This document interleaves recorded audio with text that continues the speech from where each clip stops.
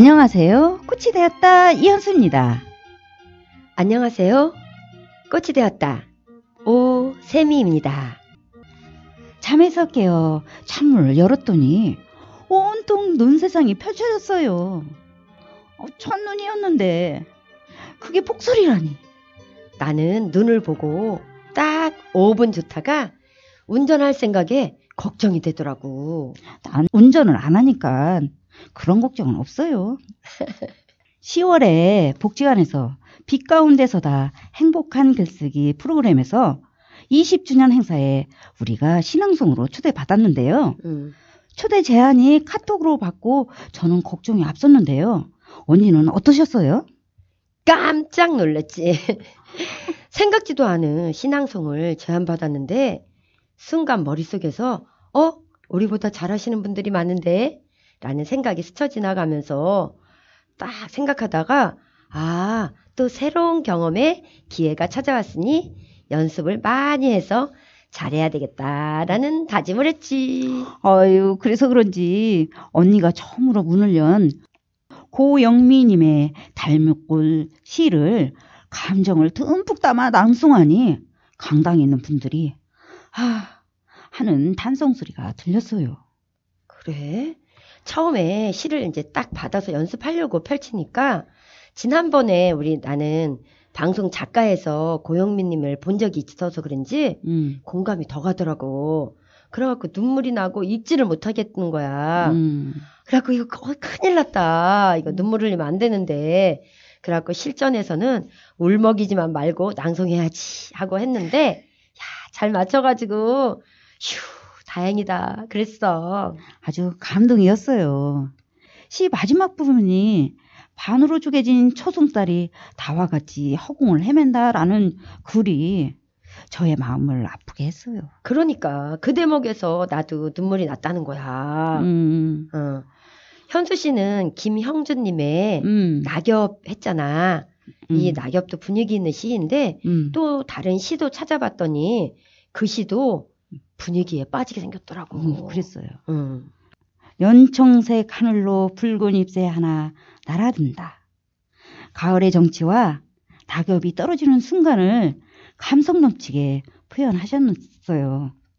다음은 언니가 송인숙님의 이제와 보니 시를 낭송하셨는데 그 시 첫 문장에서 공짜 좋다고 쓰다 보니 바닥이 보인다에 웃음이 지어졌어요. 첫 문장 읽으니까 강당에 계신 분들이 웃는 소리가 들리는 거야.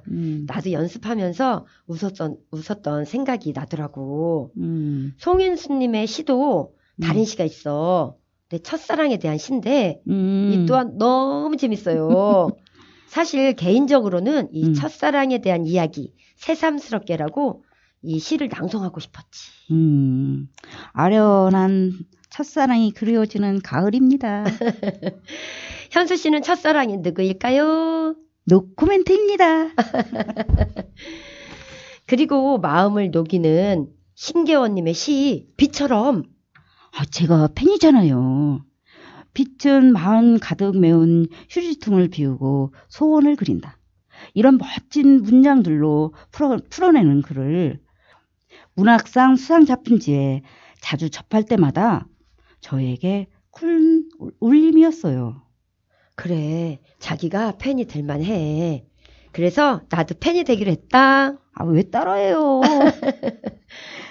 다음은 신기수님의 사랑팔이란 반려견 사랑에 관한 시인데 집사가 넘어져서 아파 울 때 울지 말라고 짖으며 우유해주고 잠자리도 집사 먼저 눕는 걸 보고 자기 방으로 가는 똑똑한 사랑이었어요. 그래. 그래서 요즘에는 애완동물이 아니라 반려견이라고 하는데 다 이유가 있는 거예요. 책에 이렇게 나와 있는 사진 보니까 귀염덩어리더라.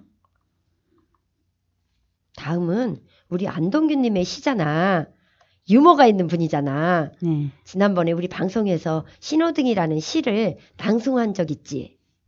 이번 시 제목은 동네 한 바퀴인 아침에 일어나 운동 겸 동네 청소를 하고 깨끗해진 거리를 보고 노래로 아픔을 이겨내시는 내공이 있는 시였어요.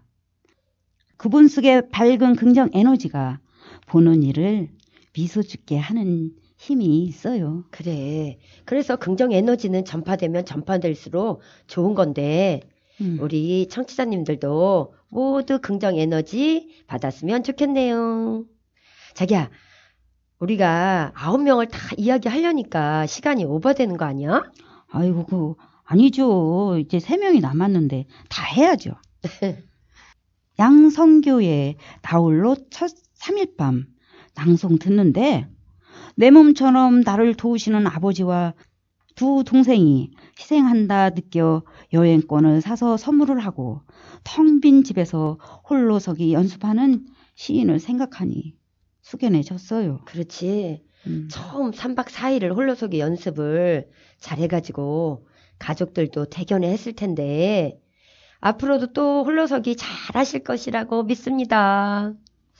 자, 다음은 정동영님의 꺾인 꿈. 현수 씨가 낭송했잖아. 시인은 어릴 적부터 나만의 길을 확고한 목표로 출발했지만 갑작스런 사고로 장애인이 되어 큰 아픔의 시간이 길었지만 그렇지. 다시 일어나 꿈을 버리지 못하고 계속해서 나아가려고 하는 강인한 의지. 응원합니다. 사고 당하고 힘들었겠지만 나는 이렇게 얘기해주고 싶어. 지나간 일은 깨끗이 잊어버리고 지금 이 순간을 놓치지 마세요. 화이팅! 이제 마지막으로 막내인 최수연님의 외할아버지는 택시기사. 이 시도 연습 중에 눈물이 나가지고 내가 아주 힘들었던 시인데 아주 재미있는 시야. 근데도 또 눈물이 나. 그래가지고 내가 이 중간 부분부터 좀 울컥하는 게 있어요. 그런데 또 울컥한 거야. 그래가지고 끝나서 이렇게 보니까 수연 씨도 이렇게 눈물을 훔치고 있더라고. 그러니까 저는 들으며 수연 씨의 자상한 외할아버지가 상상이 되면서 보이는 듯 했어요. 그러니까 우리 수연 씨 예쁘고 똑똑하고 명랑한 모습 앞으로도 기대가 되면서 힘내세요, 수연 씨. 저희가 행복한 글쓰기 20주년 시 낭송한 이야기를 전해드렸는데요. 뜻깊은 시간이었고 시 낭송하게 되어 영광이었습니다. 이제 본론으로 들어가 제19회 전국 장애인 문학제 수상 작품집 어떤 내용일까요? 산문학 송인숙 따라 내 소중하고 대견한 은지야. 1996년 이혼을 했다. 은지 아빠랑 헤어지고 늘 우리 모녀 둘뿐이었다. 서로 의지하며 버팀목이 되어주었다. 때론 친구처럼 얼굴을 마주보며 찌찌빼빼 까르르 웃으면서 그렇게 지냈다. 혼자서 딸아이를 키우려니 경제적으로 힘들었다. 난 결심했다. 친구가 있는 일본으로 가 몇 년만 돈 벌어오자. 그래서 은지랑 조그만 방이 있는 가게를 얻어 식당을 하자. 자잘한 돈 걱정은 안 할 거야. 마음을 굳게 먹었다. 은지와 살아야 한다는 일념에 초등학교 1학년인 은지를 시어머니께 맡기고 일본으로 떠났다. 떨어지지 않는 발걸음, 은지 걱정에 공항으로 향해 가는 내내 손수건이 눈물로 흠뻑 젖었다. 어떻게 비행기를 탔는지 모르게 일본에 도착했다. 친구가 마중 나와 있었다. 그만 좀 울어. 눈 퉁퉁 부어서 앞도 못 보겠다. 쓰다듬고 달래주었다. 그래, 빨리 벌어서 한국 가서 은지랑 같이 살면 되지. 자, 힘내. 용기를 주었다. 친구 집에 저녁 늦게 도착했다. 하룻밤을 자고 문 밖을 나갔다. 아주 깨끗한 시골 풍경이었다. 우리네 시골이랑 별 다를 게 없는 논 있고 밭이 있었다. 조금 더 걸어가 보니 편의점이 있고 음식점도 있었다. 어디선가 낯선 말이 들렸다. 이웃끼리 서로 아침 인사를 하는 말에 참 이곳이 일본이지 실감이 들었다. 일본에서 첫 아침 식사하고 친구랑 모닝커피 마시러 커피숍으로 갔다. 15분 정도 걸어가니 친구 식당도 있고 그 옆에 아담한 커피숍이 있었다. 커피, 삶은 계란, 토스트, 한쪽이 모닝커피 세트다. 동네 아줌마 어르신들이 아침에 집안일을 마치고 앞치마를 한 채로 아침 무난 인사 겸 담소를 나누는 사랑방이다. 그렇게 나의 일본 생활이 시작되었다. 일단은 일본어를 배우는 일이다. 밤낮으로 한국에서 사가져온 일본어 기초생활회화 책부터 공부하기로 했다. 친구 가게에서 언어가 안 되니까 주방 설거지 담당으로 일을 시작했다. 그렇게 일본 생활에 잘 적응하면서 월급 타면 은지 학원비며 용돈을 매달 보냈다. 나름대로 저금도 하면서 허튼 돈을 10원도 안 쓰고 전략했다. 1년이 지나가는데 친구가 편의점 도시락 납품 회사로 바뀌었다. 일본 음식을 몰라서 친구 소개로 동경에 있는 식당으로 옮겼다. 동경은 큰 도시라서 그런지 식당 주인부터 종업원까지 같은 한국 사람인데도 뭐든 텃세였다. 시시콜콜 따지는 통에 일하기가 힘들었다. 많이 속상하고 자존심이 상했지만 은지만 생각했다. 꼭꼭 참아내며 일을 하던 중 가게에서 얼마 떨어지지 않은 일본 식당에서 내가 일하는 모습을 보고 쓱하고 제의를 했다. 시간당 1,000원을 더 준다 했다. 난 마다하지 않고 새로운 곳으로 옮겨 일하기로 했다. 여자 사장님은 일본 분이고 남자 사장님은 한국에서 고등학교 선생님이셨는데 동경대학원으로 공부하러 오셔서 여자 사장님과 결혼했다고 했다. 남자 사장님께서 기타도 잘 치고 바둑도 잘 두어 가게에 손님이 꽤 많았다. 내 가게처럼 열심히 일을 했다. 여자 사장님께서 열심히 일하는 모습을 보며 일본어 국어 노트를 사오셨다. 일본어 아이우에오부터 가르쳐 주셨다. 난 가게 메뉴판을 집에 가서 며칠 밤을 쓰고 또 쓰고 달달 외웠다. 눈 감고도 쓸 수 있게 되어 주방에서 나왔다. 홀 주문과 서빙하면서 자연스럽게 일본말을 잘 하고 쓰기도 하게 되었다. 하지만 늘 은지 생각에 마음이 편치 않고 아렸다. 일 끝나고 집에 오면 혼자 흐느끼다가 잠이 들곤 했다. 맛있는 걸 먹을 때나 우리 은지 또래의 예쁜 옷을 볼 때면 눈물이 저절로 나왔다. 혼자서는 맛있는 걸 먹을 수가 없었다. 그럴 때마다 주문을 걸었다. 조금만 더 고생하면 우리 이쁜 은지랑 같이 살 수 있어. 이나 힘내자. 할 수 있어. 내가 내 마음을 달랬다. 그런 모습을 본 사장님께서 일본은 중학교까지 의무 교육이니까 은숙 씨가 집에 있고 어느 정도 구정 수입이 생기면 딸아이를 데려와 일본에서 교육시킬 수 있다고 했다. 생각해 보라는 말에 난 큰 결심을 했다. 그래, 더 열심히 해서 조금 큰 집으로 이사하자. 은지를 데려와야겠다고 결심을 하고 밤낮으로 쉬지 않고 일을 했다. 은지를 데려와 같이 살 마음에 힘든 줄도 모르고 입이 부르트고 몸살이 났는데도 웃으면서 일을 했다. 3년이란 시간이 흘러서 조그만 내 집도 생기고 안정이 되었다. 은지를 일본으로 데려올 준비를 조금씩 시작했다. 겨울 방학 때 친한 언니가 한국에 다니러 가는데 은지를 부탁해 관광 비자 15일 방문하는 걸로 은지를 3년 만에 만나게 되었다. 엄청 설레어 숨을 쉴 수가 없을 정도로 가슴이 벅찼다. 난 비자가 없어 은지를 마중하러 공항에 갈 수 없었다.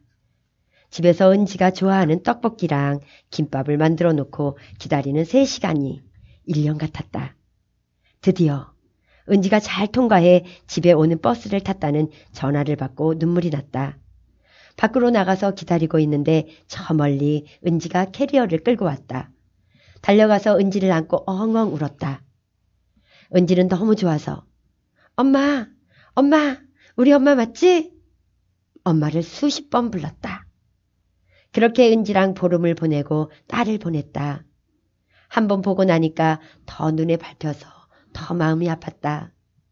은지를 데려와서 학교도 보내려고 학교도 알아보고 은지에게 엄마랑 일본에서 학교 다니면서 살 수 있겠냐고 물어보니 엄마랑 같이라면 뭐든 할 수 있다는 말을 듣고 4학년 때 미국 외할머니, 외할아버지께 부탁드렸더니 한국에 들러 은지를 데리고 일본에 와주셨다. 은지는 2002년 월드컵 때 일본 와서 초등학교를 다니게 되었다. 걱정과 달리 일본 학교에 잘 적응하는 딸이 고맙고 대견했다. 우린 같은 침대에서 자고 마트도 자전거 타고 같이 가고 학교 갈 때랑 내가 일하러 갈 때 말고 늘 같이였다. 은지도 학교 잘 적응할 때쯤 집에서 가까운 곳에 급하게 한국 식당이 나와서 난 그동안 모은 돈이랑 친정엄마의 도움을 받아 내 식당을 하게 되었다. 쉬지 않고 점심 식사 때부터 새벽 5시까지 장사를 하며 악착같이 영업을 했다. 주방도 보고 카운터도 보면서 최소 인원으로 인건비를 아꼈다. 마트도 은지랑 자전거 타고 같이 가서 물건을 사와 음식 준비며 청소며 모든 것을 혼자 하며 아꼈다. 중학교까지만 다닐 수 있어서 조급했다.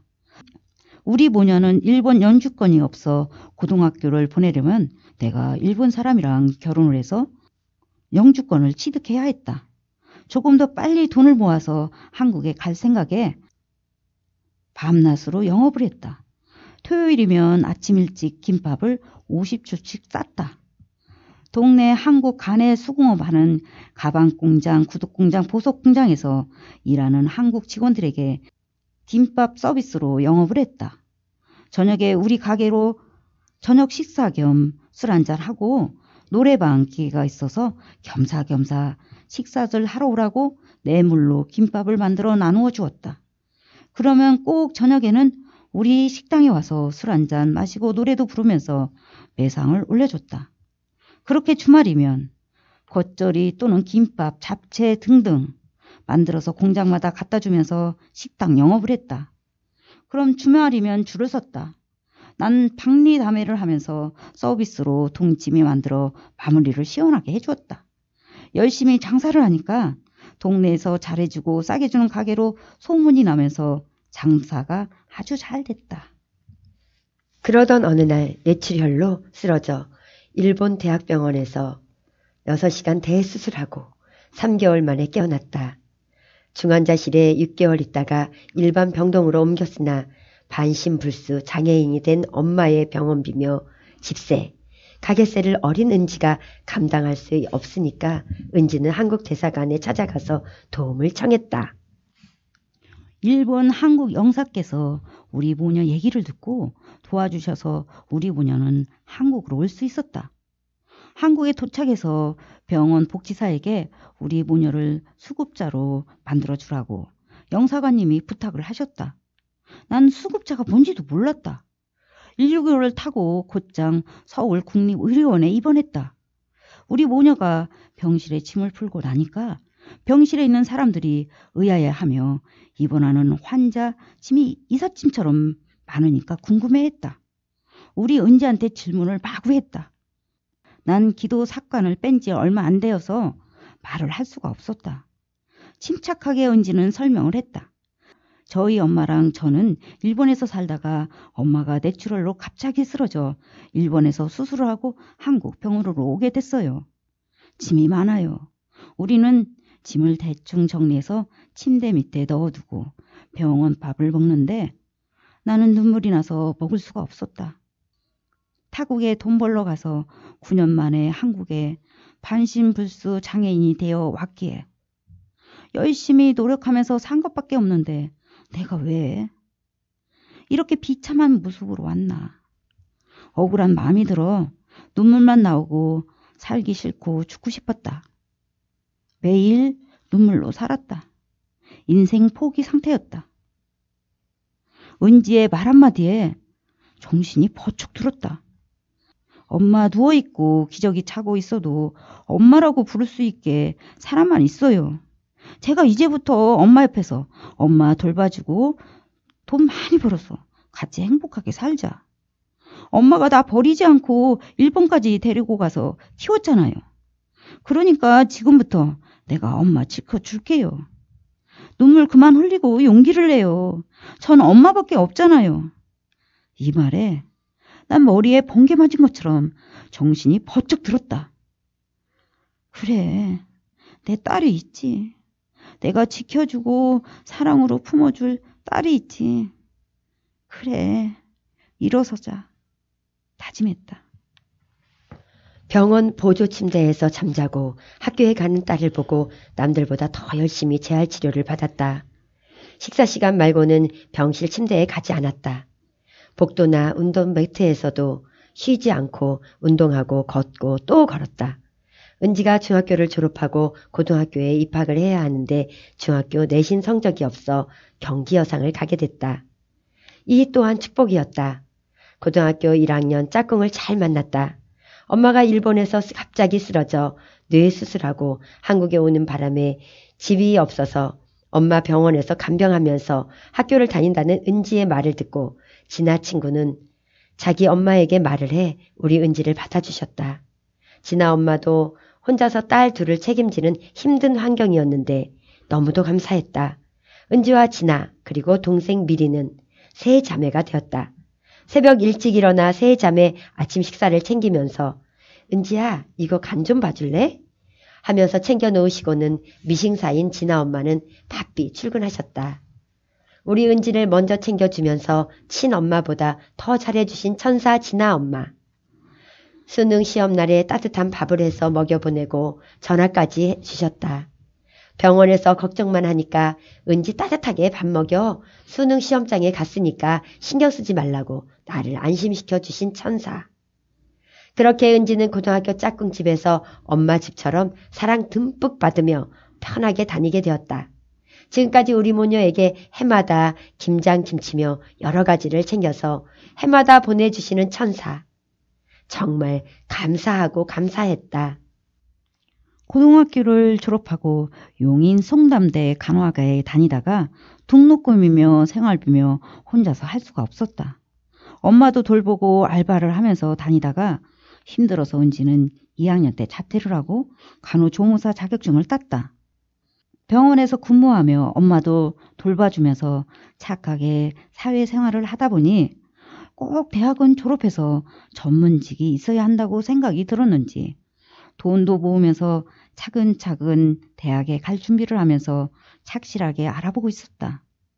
엄마도 혼자서 나름대로 열심히 고향 장애인 종합복지관에 다니면서 바리스타, SCAE 수료증도 받고 컴퓨터도 배우고 글짓기 수업도 하면서 길거리 시화전도 해마다 참여하는 걸 보고 재활치료도 열심히 하며 씩씩하게 사는 모습에 우리 엄마가 세상에서 제일 멋지고 존경스럽다며 꼭 안아주었다. 활동 지원사님도 집으로 오시고 하니까 은지는 결심을 하고 대학교 원서 응시를 여기저기 냈다. 고등학교 졸업한 지 13년이 흘러서 수도권 내에서는 갈 수가 없어 지방대를 신청했다. 드디어 원광보건대 방사선과에 합격했다.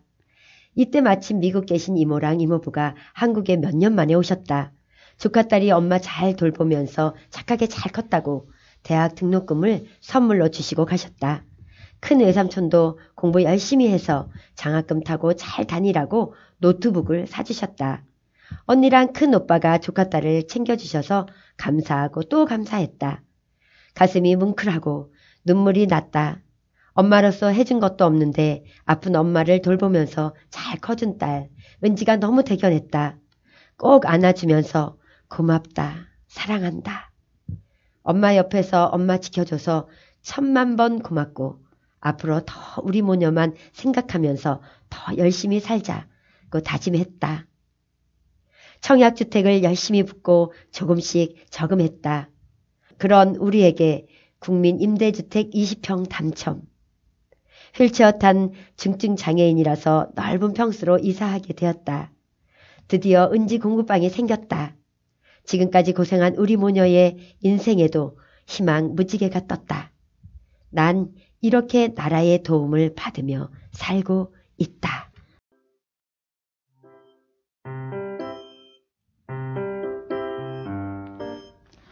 혼자 된 엄마는 어린 딸을 지키는데 온 마음을 다하여 키웠고 쓰러진 엄마를 딸이 일으켜주고 살아갈 힘을 주는 감동 드라마였어요. 그래.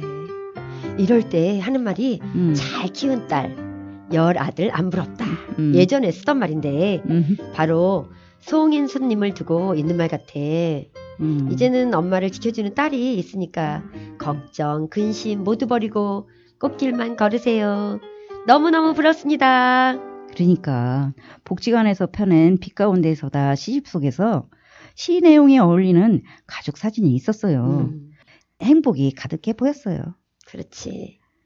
우리는 인생을 살다 보면 내 뜻대로 안 되는 일이 많고 어렵고 힘든 일이 찾아오지만 다 지나가고 나면 별일 아니에요. 더 좋은 일들이 기다리고 있답니다. 그래서 오래 살고 볼 일이라니까요. 이 겨울 여러분들 가정에 따뜻하고 행복한 날들이 찾아오길 바라며 저희는 다음 시간에 다시 만나요.